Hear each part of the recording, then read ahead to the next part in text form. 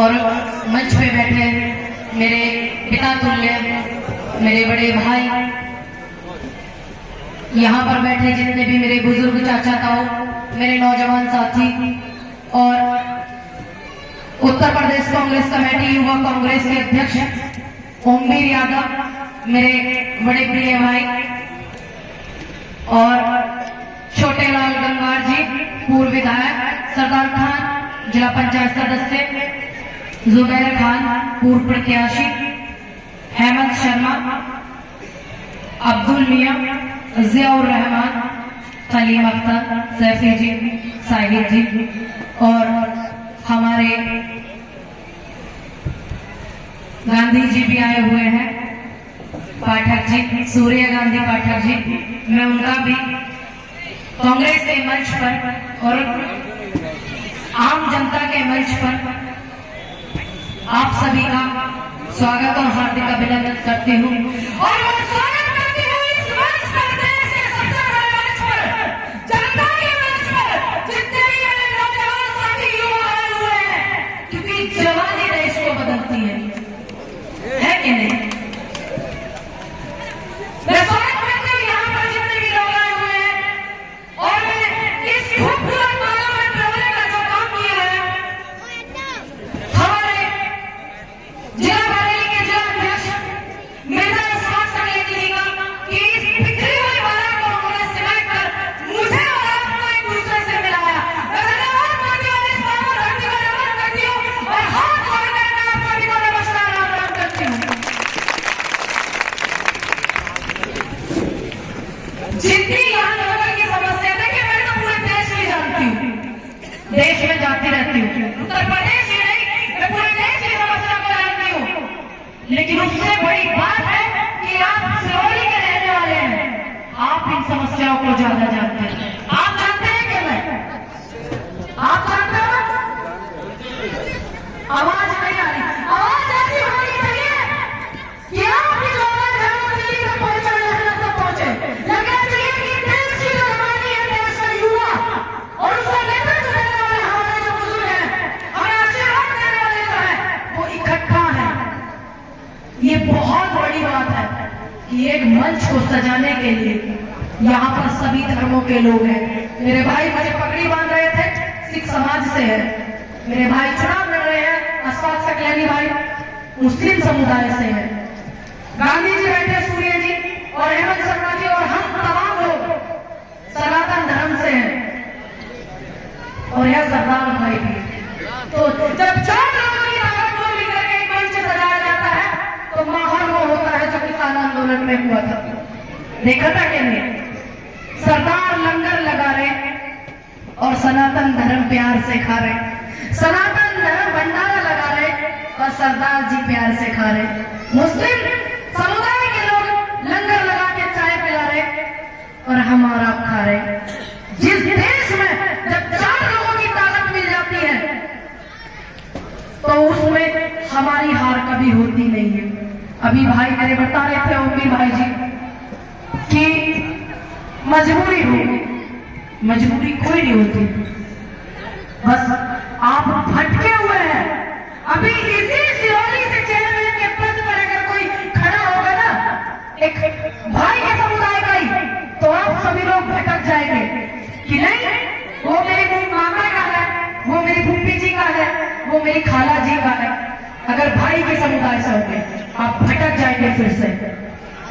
आप बस ये देखिए, यहाँ पर बहुत सारे मेरे बुजुर्ग आए हुए हैं जिनसे मैं भी सीख लेती हूँ कि देश को आजाद कराने में किस किस लोगों का योगदान है। उत्तर प्रदेश में औरैया में एक बेटी का बलात्कार हो जाता है, उसके शरीर को पुलिस छीन ले जाती है, छीन करके। लखीमपुर में बेटियों के बलात्कार हो जाते हैं और फत्ते पर उनको लटका दिया जाता है। ये आप सोचिए, देश की बेटी तो हमारी बेटी। कल मनीषा वाल्मीकि का नंबर था, बहन मेरी है जिसकी आप सभी को पता ही है, तो कल ऐसा ना हो किसी मेरे जैसे में नंबर आ जाए, कहीं आप में से कोई ना हो, हम में से कोई ना हो, तो हमें इस लड़ाई को कैसे लड़ना है, हमें इस लड़ाई को हर से परे रख के रखना है। 2014 के बाद कितने दंगे हुए ये इतिहास आप निकालिए, मैं नहीं, क्योंकि मैंने तो पढ़ लिया। ये आप निकालिए, जो हमारे नौजवान युवा है वो निकाले कि कितने दंगे हुए 2014 के पहले और 14 के बाद में। और फिर ये भी इतिहास निकालिए कि कितनी बेटियों के बलात्कार हुए। और फिर ये भी इतिहास निकालिए कितने किसानों ने आत्महत्या की। और फिर ये जरूर निकालना कि कितने बलात्कारियों को रिहा करना। गुजरात में चुनाव है, पूरे देश में जब कभी चुनाव होता है तो कहीं ना कहीं से खुशबू करा ही जाती है, क्योंकि आप तो सबसे बड़े प्रदेश में नेतृत्व करने वाले लोग हैं। उत्तर प्रदेश सबसे बड़ा प्रदेश है आपका, कि जब एक बेटी के बलात्कारियों को रिहा कर दिया गया, बेटियों को तो पूछा जाता है, लेकिन यहां उल्टा है, सत्ताधारी लोग बलात्कारियों को पूछते हैं। ये बुजुर्ग मेरे बैठे हुए हैं, जब दिल्ली में आंदोलन चल रहा था तो आपकी बेटी और आपकी बहनें आंदोलन कर रही थी, रात के अंधेरे में उनको डंडों से पीटा जा रहा था ना। किसानों पर ये इतिहास है, लेकिन मैंने इतना इतिहास बदलते हुए नहीं देखा। उम्र कम है, तजुर्बा भी कम होगा, माफी चाहते हो किसी को कोई बात बुरी लगे, लेकिन इन 4 सालों में मैंने जितना पढ़ाया और देखा है, मैंने ऐसा इतिहास नहीं देखा। इतने निर्दोष प्रधानमंत्री, मुख्यमंत्री, प्रवक्ता, जितना जमाना लगा हुआ है इनके मंत्रिमंडल में कि एक बेटी का बलात्कार हो जाए तो कोई बोलने के लिए तैयार नहीं होता। मैंने नहीं देखा, आपने देखा है? हाँ, लोगों ने जवाब देखा कि आपने कभी ऐसा देखा इतिहास में? हाँ या ना? सभी बताइए, हाथ खड़े करके सभी बताओ, सभी बताइए, क्या आपने देखा ऐसा कि बेटी का ही बलात्कार हो जाए और इंसाफ दिलाने के बजाय रात के अंधेरे में जला दिया जाए? देखा आपने? नहीं ना? मैंने तो देखा नहीं। और किसानों पर ट्रैक्टर चला दिया जाए और आज भी गृह राज्य मंत्री पद पर बैठा है वो व्यक्ति जिसके बेटे ने ये ओछी हरकत की, मैंने ये भी कहीं नहीं देखा। तो मैं बस यही कहना चाहूंगी कि यहाँ पर इस सीट पर जब नगर पंचायत का चुनाव हो रहा है, चेयरमैन का, 2 परिवारों के बीच में एक हार जाता और एक जीत जाता है। आप तय करेंगे इस चीज को कि एक हार रहा है, एक जीत रहा है। जीतने वाले ने आपको क्या दिया? कहीं कोई ना कोई तो जीतता है ना हर बार दोनों परिवारों में से। तो आप सोचिए, ये आपको तय करना है। आप सर्वोपरि हैं, जनता, राष्ट्रपति से ऊंचा कद होता आपका, बस आप लोग पहचान नहीं पाते अपनी ताकत को। कोई डर जाता है मुकदमों में। अभी मेरे भाई ओम भी बता रहे थे कि मैं इतने मुकदमे लेकर के आया था। अरे एक अच्छे नेता की पहचान और खूबसूरती होती है बड़े भाई, इस बात का दावा करती है कि आप जनता के साथ हैं इसलिए आप पर मुकदमे हैं। इस बात का ये दावा करती है। जब विपक्ष के खिलाफ ईडी ना हो, सीबीआई ना हो, मुकदमे ना हो, तो कैसे पता लगेगा कि वो आपके साथ है क्या नहीं? तो आपके भाई आसान सगैनी जी को वोट करें, खूब ज्यादा सपोर्ट करें, क्योंकि आप मुझसे बेहतर जानते हैं। मैं तो जानती हूँ, मैं काफी समय से जानती हूँ भाई को आंदोलन के दौरान से, लेकिन आप मुझसे ज्यादा जानते हैं।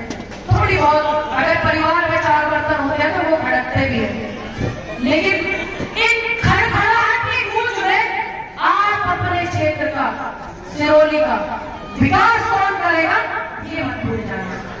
अगर आप ये भूल गए हैं तो फिर कुछ नहीं हो सकता। अभी भाई कह रहे थे क्या कर लेंगे, हम आपकी आवाज बन सकते हैं, हम गलत बात की आवाज बन सकते हैं, बेरोजगारी के खिलाफ बोलेंगे और हम शिक्षा के मंत्री के खिलाफ भी बोलेंगे अगर इन्होंने शिक्षा को बढ़ावा नहीं दिया। हम किसानों के लिए भी आवाज उठाएंगे, हम बेटियों के लिए भी आवाज उठाएंगे, लेकिन सबसे पहले आपको तय करना है कि आपको किसी का सपोर्ट चाहिए कि नहीं, है क्या नहीं? ये वाला काम मत करना। जो अभी उत्तर प्रदेश में चुनाव हुए हैं वो बड़े सबको पता है। देखिए हम भी जानते हैं, आप भी जानते हैं, लेकिन जनता का जो आदेश था हमने उसको भी सर्वोपरि माना। उसके बावजूद भी आपके बीच कौन है ये देखिए। बेटियों के बलात्कार होते हैं तो खड़ी होती है कांग्रेस, बेटियों के बलात्कार होते हैं तो खड़ी होती है कांग्रेस, किसानों पर अत्याचार होते हैं तो खड़ी होती है कांग्रेस, और आप जैसे नौजवान युवा साथियों पर डंडे बरसाए जाते हैं तो खड़ी होती है कांग्रेस, और जब शिक्षा के बदले को बस किया जाता है तो खड़ी होती है कांग्रेस, और जब बेरोजगारी के लिए नारे लगते हैं तो नारे लगाती है कांग्रेस। कांग्रेस वो है, आप उससे ज्यादा जानते हैं, कांग्रेस सभी की विचारधारा है, सभी के खून ही गए हैं कांग्रेस में। आप ये बात में सोच रहे कि अशोक अकेली होकर चुनाव लड़ रहे हैं, पहले आप ये जरूर सोचना कि कांग्रेस ने देश के लिए क्या किया। कांग्रेस में आपके बुजुर्गों की मिट्टी भी लगी, खून भी लगा है, इस मिट्टी में हर रंग का खून है, चाहे वो बहन का हो, चाहे बेटी का हो, चाहे वो हिंदू का हो, चाहे वो मुसलमान का हो, चाहे वो ईसाइयों का हो, चाहे वो सिखों का हो, इस मिट्टी में हर खून रंगा हुआ है। आप सबसे पहले बस ये सोच रहे कि कांग्रेस चुनाव लड़ रही है तो आपके लिए, देखिए मैं तो सनातन धर्म से आती हूँ, लेकिन मैं भारत के सनातन धर्म से आती हूँ, भारतीय जनता पार्टी के नहीं। मुझे कोई भी इस बात से तकलीफ नहीं कि ये लोग क्या बोलते हैं। देखिए मुझे गर्व है कि मैं सनातन धर्म से आती हूँ, उससे बड़ा गर्व है कि मैं भारत के सनातन धर्म से आती हूँ, और उससे बड़ा गर्व ये है कि मेरा सनातन धर्म किसी धर्म का अपमान नहीं सिखाता। ये आपको समझना होगा, ये आपको भी समझना होगा, ये मुझे भी समझना होगा, और इन बातों से बड़ा होकर हमें बातें करनी होगी वो समझने की कि देश की आजादी के लिए शहीद आजम भगत सिंह, गली गफ्फार, चंद्रशेखर आजाद, महात्मा गांधी, शास्त्री जी, झांसी की रानी लक्ष्मीबाई, अशफाकुल्लाह खान जी जैसे लोगों ने अपना बलिदान दिया है इस देश की मिट्टी में। हमें और आपको ये समझना पड़ेगा। तो मैं आह्वान करती हूँ आपका कांग्रेस की उस भारत छोड़ो यात्रा में भी और कांग्रेस पार्टी में भी कि जो यात्रा चली हुई है वो देश को जोड़ने की चली हुई है। मुझे गर्व है इस बात पर कि मेरे नेता राहुल गांधी बेखौफ होकर के अपनी जिंदगी दांव पर लगा करके हमारे लिए सड़कों पर उतरे हुए हैं, हमारे लिए बेरोजगारी की आवाज उठाने के लिए, बेटियों की आवाज उठाने के लिए, शिक्षा के लिए आवाज उठाने के लिए, मजदूरों के लिए, गरीबों के लिए, और सबसे बड़ी बात है कि भारत का जो भाईचारा है उसको बरकरार करने के लिए, उस आवाज को बुलंद करने के लिए मेरे नेता राहुल गांधी भारत जोड़ो यात्रा निकाल कर, मुझे गर्व है इस बात का। तो आप सभी को सपोर्ट करना होगा, आसान संदेश जी को बाद में सपोर्ट करना। आपका बच्चा है कोई गलती करेगा तो आप बुजुर्ग है डांट भी सकते हैं, लेकिन मुझे पूरा भरोसा है भाई पे कि जब मैं आंदोलन में बैठी थी तो मैं पार्टी में भी नहीं थी, तो भाई ने मुझे फोन किया, मैं जिला अध्यक्ष यहाँ से बोल रहा हूँ और मैं कुछ योगदान करना चाहता हूँ आंदोलन में, तो भाई ने अपने यहाँ से योगदान भी पहुंचाया था। और मुझे नहीं लगता आप लोगों को इस बात का पता होगा। और अभी मैं खाना खा रही तो भाई ने मुझे बताया कि बहन उस जिगर को मत करना। मैं कहा नहीं, आपके अपने लोगों को पता होना चाहिए कि आप उनके सदैव तक पर खड़े रहते हैं, लेकिन उससे भी पहले आप ये देखिए कि कांग्रेस आपके साथ कहाँ खड़ी थी। पेंशन खत्म की बीजेपी ने, बेटियों के बलात्कार हुए सपोर्ट किया, बलात्कारियों को बीजेपी ने, किसानों पर ट्रैक्टर चलाए बीजेपी ने, सारी संस्थाएं लीज पर कौन देंगे? सरकार देंगे ना। अभी मैं आजमगढ़ से अपना प्रोग्राम करके 8 तारीख को आ रही थी, इंटरनेशनल हाईवे बना रहे हैं वो आजमगढ़ में, और जबकि वहां 5 एयरपोर्ट है, लखनऊ, गोरखपुर, कुशीनगर, बनारस और आजमगढ़ में। लेकिन क्यों? ताकि वहां के जो किसान है वो भूमिहीन हो जाए, बना के वो तब भी उद्योगपतियों को देंगे। इस देश में आजकल 2 और 2 का बड़ा समीकरण चल रहा है। 2 गुजराती खरीद रहे हैं, 2 गुजराती बेच रहे हैं। ये समझना होगा हमें भी और आपको भी, क्योंकि ये देश हमारा है। अच्छा एक बात बताइए, आपके बुजुर्गों ने, मैं सभी लोगों से पूछ रही हूँ, सभी समुदाय के लोग हैं यहाँ पर, आपके बुजुर्गों ने देश की आजादी की लड़ाई लड़ी या नहीं? हाथ ऊपर करके बताइए। आपके बुजुर्गों ने लड़ी देश की आजादी की लड़ाई? लेकिन मेरे बाबा जी ने तो लड़ी है देश की आजादी, आपने भी लड़ी, आपके बुजुर्ग जो थे लड़ी है, हाथ ऊपर करके बताइए, लड़ी है ना? तो फिर किसकी इतनी औकात है कि वो आपको सर्टिफिकेट बांटे कि आप इस देश में रहने के काबिल हैं या नहीं है? आप सनातन धर्म से हैं या नहीं है? या आपके बुजुर्गों ने लड़ाई लड़ी है या नहीं है? या हिंदुस्तान की आजादी में सभी धर्मों का योगदान है या नहीं है? ये किसी की औकात नहीं है, ये औकात आप पैदा करवाते हैं इधर उधर भटक करके, ये मौका देते हैं आप। किसी की इतनी हिम्मत नहीं कि वो मेरा दिल दुखा दे, मेरा मन दुखा दे। हिम्मत कब होती है? जब मैं अपने दिल को दूसरों से दुखवाती हूँ, कहती हूँ ना, ज्यादा इमोशनल हो जाती हूँ, ज्यादा लगाव कर लेते हैं, तो ही इंसान धोखा देता है ना। उसी तरीके आपका सिस्टम है, या लोगों को बोलने का मौका देते हैं, क्योंकि पता चले चुनाव के बाद किसी ने अपने मौसी के बेटे को वोट डाल दी, किसी ने बुआ जी के को डाल दी कि भाई हमारे बुआ जी का लड़का भी खड़ा था। नहीं, आप ये देखिए देश की सबसे बड़ी पार्टी, देश को आजाद कराने वाले लोगों का जो संघर्ष था कांग्रेस, वहां से कब कोई खड़ा है? आप ये देखिए, ये आप सीख भी लीजिए। आपने देखा ना भी पिछला चुनाव किस तरीके से बांट दिया गया बरादरी में, धर्मवाद में। अगर आप ही को ये समझ नहीं आएगा तो मुझे नहीं लगता कि कुछ होगा। और आजकल जो चल रहा है ना, 4 महीने लिख करके लाई हूं और अपनी कलम से लिख करके लाई हूं, खुद पता नहीं मैंने कैसा लिखा है, लेकिन जो चल रहा है मैंने वही लिखा है, जो मेरे दिल ने महसूस किया मैंने वही लिखा है। उम्मीद है कि आप लोग भी महसूस करेंगे, उन बातों पर गौर करेंगे। आज का जो दौर चल रहा है वो नफरतों का दौर है यार। आज का जो दौर चल रहा है वो नफरतों का दौर है यार।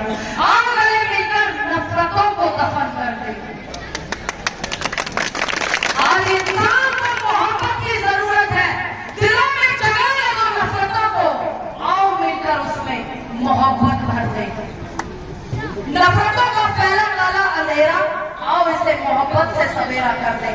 जो आज का दौर चल रहा है वो नफरतों का दौर है, आओ गले मिलकर नफरतों को दफन कर दें। आओ गले मिलकर नफरतों को दफन कर दें। सुखाने नफरतों के सागर को आओ मिलकर गंगा जमुनी तहजीब से इस सागर को भर दें। आओ मिलकर एक इतिहास रचें। जो आज का दौर चल रहा है वो नफरतों का दौर है, आओ गले मिलकर नफरतों को कार्यक्रम चल रहा है। अंधेरा है, चिल्लाने से क्या होगा? चिल्लाते हो ना, अंधेरा है, कोई सुन नहीं रहा है, कोई मुकदमा नहीं कर रहा है बलात्कारी, कोई ये नहीं कर रहा है, कोई वो नहीं कर रहा है। अंधेरा है, चिल्लाने से क्या होगा? दूरियां जो पैदा की दिलों में, आओ मिलकर दूरियों को खत्म कर दें। ये जो नफरतों का दौर है, आओ गले मिलकर नफरतों को दफन कर दे। आओ गले मिलकर नफरतों को दफन कर दे। यहाँ पर जितने भी लोग आए हैं उनका दिली गहराइयों से बहुत स्वागत और अभिनंदन करती हूँ। आपने मुझे इतनी देर सुना, काफी समय से आप लोग इंतजार कर रहे थे। यहाँ मेरे पत्रकार बंधु भी आए हुए हैं। आप लोगों पर हम बहुत एतबार करते हैं कि आप जनता से बड़ा प्यार करते हैं। जो ये हम पर जुल्म करते हैं, बस हम आप लोगों पर बड़ा एतबार करते हैं। मैं धन्यवाद करती हूँ यहाँ पर आए सभी पत्रकारों का और यहाँ की जनता का। मैं धन्यवाद करती हूँ अपने बड़े भाई ओमवीर जी का। मैं धन्यवाद करती हूँ समस्त कमेटी। मैं धन्यवाद करती हूँ यहाँ पर जितने भी मेरे बुजुर्ग, मेरे नौजवान साथी आए, इतने अच्छे से सुना आपने, बहुत खूबसूरत। मैं धन्यवाद करती हूँ मेरे देश का भविष्य नारी शक्ति खड़ी हुई है उधर।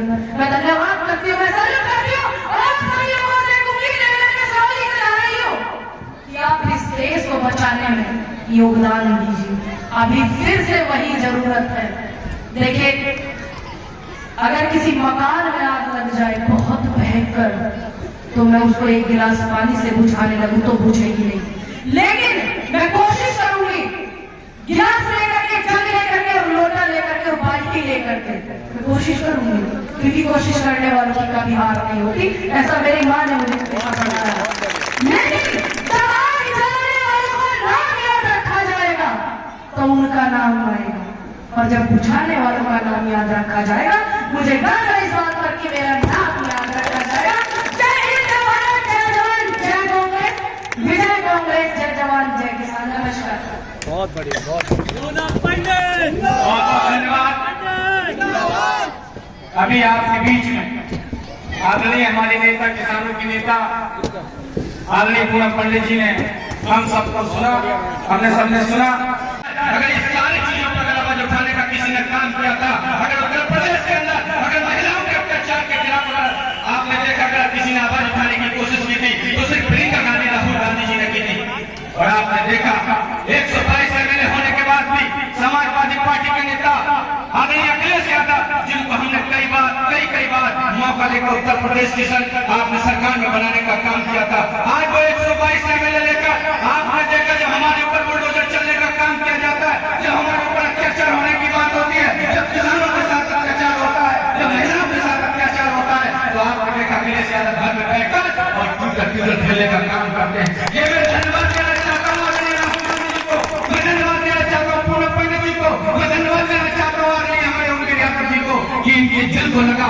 आदरणीय राहुल गांधी जी को देखा कन्याकुमारी से वो लोग जो हमारा नेता है, जिसको किसी की परवाह नहीं, इस देश की चिंता होती है, जिसको अपनी जान की परवाह नहीं होती, वो हमारा नेता ऐसा जो हमारे इस देश के अंदर भाईचारे को कायम करने की बात करता है, भारत को जोड़ने की बात करता है। ऐसे दौर के अंदर जब भारतीय जनता पार्टी इस भारत को तोड़ना चाहती है, जब भारतीय जनता पार्टी हमारे